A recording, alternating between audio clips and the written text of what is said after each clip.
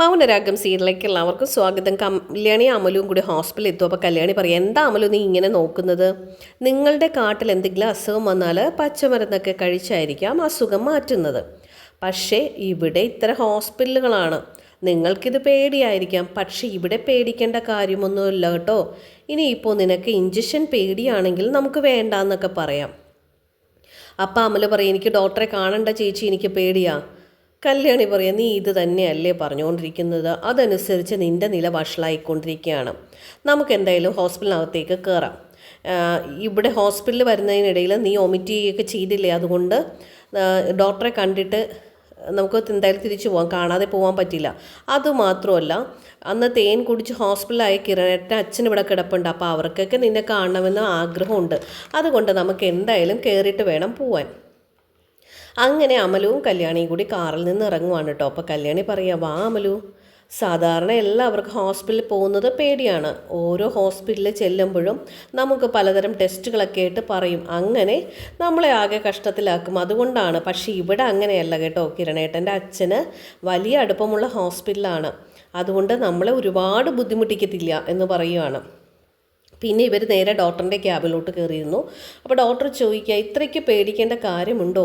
കാട്ടിലെ മൃഗങ്ങളുടെ നടുവിൽ ധൈര്യത്തോട് നടക്കുന്ന ആളാണ് അമലു എന്ന് കല്യാണി എന്നോട് പറഞ്ഞിട്ടുണ്ടല്ലോ.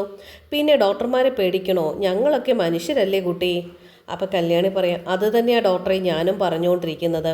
ഡോക്ടർ പറയാം, കല്യാണമൊക്കെ എവിടം വരെ ആയി കല്യാണി? കല്യാണി പറയാം, എല്ലാവരും വീട്ടിലെത്തിയിട്ടുണ്ട്, ബന്ധുക്കളും പരിചയക്കാരും.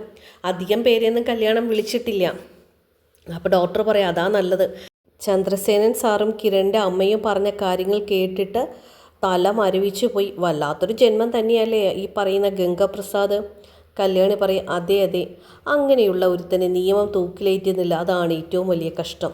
എത്രയോ കൊലക്കേസിലെ പ്രതിയാണെന്ന് അവനെ അറിയാമല്ലോ. പക്ഷേ ഇനി അവനെ ശരിക്കും പറഞ്ഞാൽ പോലീസിന് കിട്ടിക്കഴിഞ്ഞാൽ അവനിനി ഉണ്ടാവില്ല. ഇവളുടെ അച്ഛനെയാണ് ഇപ്പോൾ അവസാനമായിട്ട് കാട്ടിൽ വെച്ച് കൊന്നത്. കാട്ടിനകത്തുള്ള നിരപരാധികളെ കൊന്നാലെ കേസ് ഇരുട്ടയാണ്. ഡോക്ടർ പറയും, ഇനി അവനെ പോലീസിന് കീഴടങ്ങിയാൽ തൂക്കുകയർ കിട്ടുമെന്നുള്ള സാധ്യത ഉറപ്പാണ്. കല്യാണി പറയും, അത് അവനും അറിയാം. അവൻ മരിച്ചാലും ശരി, അവന് ശത്രുതയുള്ളവരെ കൊല്ലണം എന്നൊരു മനസ്സ് മാത്രമേ അവനുള്ളൂ.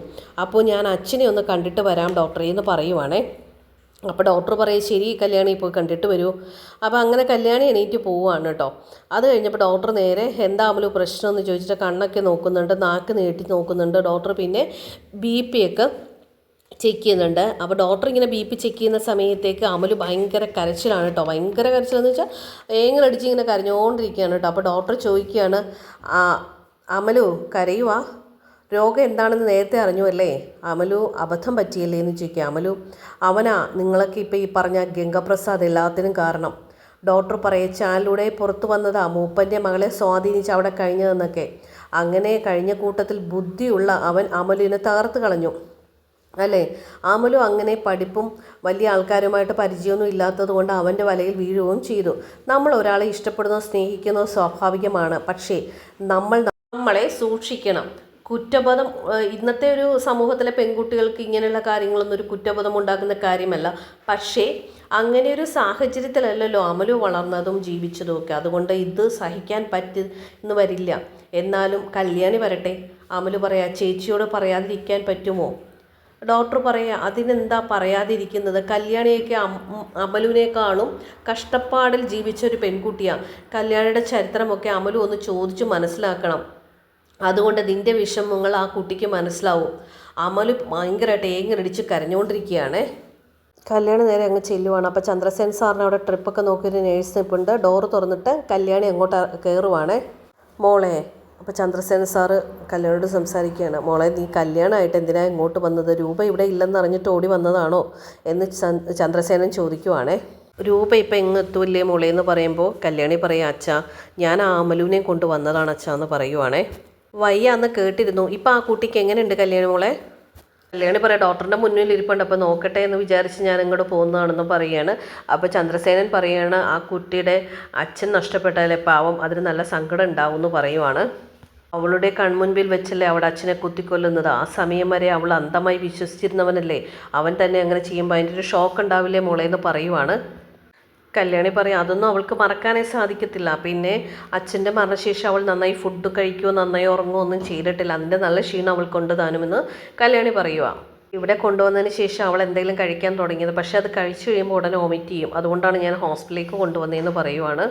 ചിലപ്പോൾ ഒരു ട്രിപ്പ് കൊടുക്കേണ്ടി വരുമായിരിക്കും വെച്ചാന്ന് പറയുകയാണ്. അപ്പോൾ ചന്ദ്രസേനൻ പറയാം അങ്ങനെ ഉണ്ട്, ഇവിടെ കിടക്കട്ടെ, കുഴപ്പമില്ലല്ലോ, രൂപ ഇപ്പോൾ വരുമല്ലോ, പിന്നെ ഇവിടെ ആരും വേണ്ട ആവശ്യമൊന്നുമില്ല, നമ്മുടെ ആൾക്കാർക്ക് ഇവിടെ ഒരു പരിഗണന ഉണ്ടല്ലോ, അത് മാത്രം മതിയല്ലോ എന്ന് പറയുവാണ്. ഇന്ന് തന്നെ കൊണ്ടുപോകാൻ പറ്റുമെന്നാണ് അച്ഛൻ തോന്നുന്നത് അവളെ. പിന്നെ എന്തെങ്കിലും സാഹചര്യത്തിൽ കൊണ്ടുപോകാൻ പറ്റിയില്ലെങ്കിൽ ഞാൻ ഇങ്ങോട്ട് അമ്മുമ്മയെ പറഞ്ഞു വിടാമെന്ന് പറയുവാണ്. അപ്പോൾ ചന്ദ്രസേനൻ ചോദിക്കുകയാണ് അവിടെ കുഴപ്പമൊന്നുമില്ലല്ലേ, കാർത്തിക വലിയ സന്തോഷത്തിൽ തന്നെയല്ലേ എന്ന് ചോദിക്കുവാണ്. ഒരുത്തൻ ഇങ്ങനെ പുറത്ത് നിൽക്കുന്നതുകൊണ്ട് അവിടെ വലിയ സന്തോഷമൊന്നും ഇല്ല അച്ഛാ. അപ്പോൾ ചന്ദ്രസേനൻ പറയണ മോളെ ആ ദിലീപിനോടൊന്ന് സൂക്ഷിക്കാൻ പറയണേ കേട്ടോ എന്ന് പറയുവാണ്. അപ്പോൾ ചന്ദ്രസേനൻ പറയാം ഞാൻ ഇടയ്ക്ക് ആ മോനെ വിളിച്ച് സംസാരിക്കുക ചെയ്ത കാര്യങ്ങളൊക്കെ പറഞ്ഞു കൊടുത്തിട്ടുണ്ട്. അപ്പോൾ കല്യാണി പറയും എല്ലാവരും വിളിക്കുന്നുണ്ട്, പിന്നെ കിരണേട്ടനും അച്ഛനും അവൻ്റെ പിന്നാലെ തന്നെയുണ്ട് എന്ന് പറയുവാണ്. സംശയം തോന്നുന്നവരെയൊക്കെ അവർ പോലീസിനെ അറിയിക്കുന്നുണ്ടെന്നും പറയുവാണ് കേട്ടോ. അപ്പോൾ ചന്ദ്രസേനൻ പറയും എന്തായാലും ഞാൻ അങ്ങ് കല്യാണത്തിനെത്തും. അപ്പോൾ കല്യാണി പറയുക അച്ഛൻ ആരോഗ്യം പൂർണ്ണമായിട്ട് മാത്രം വന്നാൽ മതി എന്ന് പറയുവാണ്. മോളെ ആരോഗ്യമൊക്കെ ഓക്കെയാണ്, പിന്നെ ഡോക്ടർ പറഞ്ഞത് കൊണ്ടാണ് ഇവിടെ കിടക്കുന്നതെന്ന് പറയുക. അപ്പോൾ കല്യാണി ചിരിക്കുവാണ്. അപ്പോൾ ചന്ദ്രസേനൻ പറയാം ഉള്ളിലോട്ട് പോയത് മൊത്തം ക്ലീൻ ആക്കിയപ്പോൾ ഞാൻ ഓക്കെ ആയി, പിന്നെ വായ മുതൽ വയറ് വരെ കത്തുമായിരുന്നു എന്നൊക്കെ പറയുവാണ് കേട്ടോ. പുള്ളിയുടെ ആ സിറ്റുവേഷൻ പറയുവാണ്. ഇന്ന് സ്കാൻ ചെയ്തപ്പോൾ ഡോക്ടർ പറഞ്ഞ് യാതൊരു കുഴപ്പമില്ല എന്നാണ് പറഞ്ഞതെന്ന് പറയുവാണ്. അപ്പോൾ ചന്ദ്രസേനൻ പറയാം മോളെ ആ അമലു എന്ന് പറഞ്ഞ കുട്ടിക്ക് കുഴപ്പമൊന്നും ഇല്ലെങ്കിൽ ഒന്ന് ആ കുട്ടിയും കൊണ്ടുവരണം കേട്ടോ, അച്ഛനൊന്ന് കാണാൻ വേണ്ടിയിട്ടാണെന്ന് പറയുവാണ്. എന്നാൽ ശരി അച്ഛാ ഞാനെന്നാൽ പോയിട്ട് വരാമെന്ന് പറഞ്ഞിട്ട് കല്യാണി അവിടുന്ന് ഇറങ്ങുവാണേ. ഡോക്ടറിൻ്റെ റൂമിലിരുന്ന് അമലു കരയുവാണ് കേട്ടോ. അവനെപ്പോലെ ഒരുത്തൻ്റെ കുഞ്ഞിനെ പ്രസവിക്കേണ്ടവളല്ലോ അമലു എന്നൊക്കെ പറയുന്ന സമയത്ത് കല്യാണി ഡോർ തുറന്ന് അകത്തേക്ക് വരുവാണ്. വാ ഇരിക്കുന്നു പറഞ്ഞിട്ട് കല്യാണിയെ വിളിച്ച് ഡോക്ടർ ഇരുത്തുവാണ് കേട്ടോ. എന്നിട്ട് അമലിനോട് പറയാം അമലു കുറച്ച് നേരം പുറത്തിരിക്കും എന്ന് പറയാണ്. അമലു അങ്ങനെ പുറത്തേക്ക് ഇറങ്ങുവാണ്. കല്യാണി ചോദിക്കുക അവൾ വലിയ സങ്കടത്തിലാണെന്ന് പറയുമ്പോൾ ഇവിടെ ഇരുന്ന് കരയുമായിരുന്നു എന്ന് ഡോക്ടർ പറയുകയാണ്. പാവം സ്നേഹിച്ചവനോടുള്ള ആത്മാർത്ഥത കൊണ്ട് അവനെ അമിതമായി വിശ്വസിച്ചു, അതിൻ്റെ ഫലം ഇപ്പോൾ അവളുടെ വയറ്റിലുണ്ടെന്ന് പറയുക. കല്യാണം അത് കേട്ട് ഞെട്ടുവാണേ.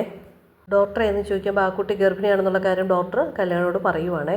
എൻ്റെ അമ്മൂമ്മ ലക്ഷണങ്ങൾ കണ്ടിട്ട് പറഞ്ഞതാണ് അവൾക്ക് ഇങ്ങനെ ഉണ്ടെന്ന്, പക്ഷേ ഞാൻ സമ്മതിച്ചു കൊടുത്തില്ല. അപ്പോൾ ഡോക്ടർ പറയാം പഴയ ആൾക്കാർക്ക് ഇതൊക്കെ കണ്ടു കഴിഞ്ഞാൽ തന്നെ പെട്ടെന്ന് മനസ്സിലാവുമല്ലോ കല്യാണി എന്ന് പറയുവാണ്. കല്യാണി ഇപ്പോഴെങ്കിലും ആ കുട്ടി ഇവിടെ കൊണ്ടുവന്ന് നന്നായി, അല്ലെ അവൾ ആരോടും ഇതൊന്നും പറയില്ലായിരുന്നു. കല്യാണി ഡോക്ടറോട് പറയണം ഡോക്ടറെ ഞാൻ എന്തായാലും അവളോടൊന്ന് സംസാരിച്ച് നോക്കട്ടെ, എന്നിട്ട് നമുക്കൊരു തീരുമാനം എടുക്കാമെന്നൊക്കെ പറഞ്ഞിട്ട് കല്യാണി നേരെ പുറത്തേക്ക് ഡോക്ടറുടെ ക്യാബിൻ്റെ പുറത്തേക്ക് ഇറങ്ങുവാണ് കേട്ടോ. പാവം അമലുമല്ലേ, എന്ത് കഷ്ടമായിപ്പോയല്ലേ, ഒരു ദുഷ്ടൻ്റെ കുഞ്ഞിനെ വയറ്റിൽ ചുമക്കേണ്ട അവസ്ഥയിൽ എത്തിപ്പെട്ടിരിക്കുകയാണല്ലേ. വീഡിയോ ഇഷ്ടപ്പെട്ടിട്ടുണ്ടെങ്കിൽ എല്ലാ കൂട്ടുകാരും തീർച്ചയായിട്ടും വീഡിയോ ഒന്ന് ലൈക്ക് ചെയ്യുക, ഷെയർ ചെയ്യുക, സബ്സ്ക്രൈബ് ചെയ്യുക, സപ്പോർട്ട് ചെയ്യുക. അപ്പോൾ അടുത്ത എപ്പിസോഡിൽ നമുക്കറിയാം അമലു അബോർഷൻ തയ്യാറാകുമോ ഇല്ലയോ, അതോ ഇനി മരണം അവൾ കീഴടക്കുമോ, എന്താ അവൾ അവിടെ മൈൻഡെന്ന് പറയാൻ പറ്റില്ലല്ലോ.